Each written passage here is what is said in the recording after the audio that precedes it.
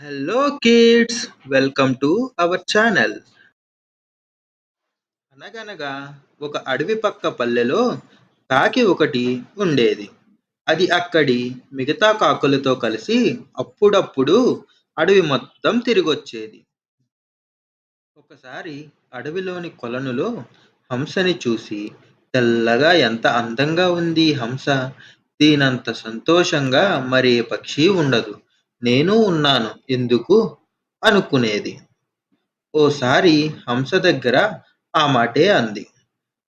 నేను అలానే అనుకుని గర్వపడేదాన్ని. కానీ చిలకని చూశాక నా అభిప్రాయం తప్పని అర్థమైంది. ఎరుపు, ఆకుపచ్చ రంగుల్లో ఎంత బావుంటుందో కదా చిలుక అంది హంస. అప్పుడు కాకి చిలుక దగ్గరకు వెళ్ళి హంస అన్న మాటల్ని చెప్పింది. అవును, హంస చెప్పినట్లు నా రంగుల్ని చూసి ఎంతో సంతోషంగా ఉండేదాన్ని. కానీ నెమలిని చూశాక అందమంటే దానిదే అనిపించింది. నాకు 2 రంగులే ఉన్నాయి.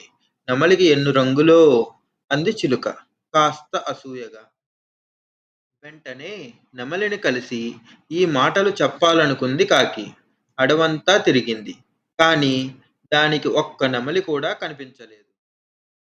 ఒకసారి అది దగ్గరి ఊర్లోని జూలో నెమలిని చూసింది. దాని వద్దకెళ్ళి పక్షులన్నింటిలో అందమంటే నీదే. మనుషులకి నువ్వంటే ఎంతిష్టమో అంటూ పొగడ్తలతో ముంచెత్తింది.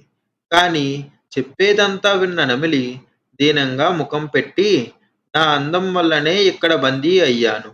అడవిలో ఉన్నంత వరకు వేటగాళ్ళకి భయపడి దాక్కుంటూ తిరగాల్సి వచ్చింది. చివరికి వాళ్ళ చేతికి చిక్కి ఈ జూలో పడ్డాను.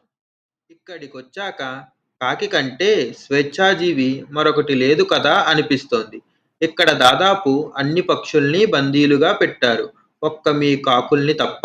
నేనే కాకినై ఉంటే నీలా స్వేచ్ఛగా తిరిగేదాన్ని కదా అంది.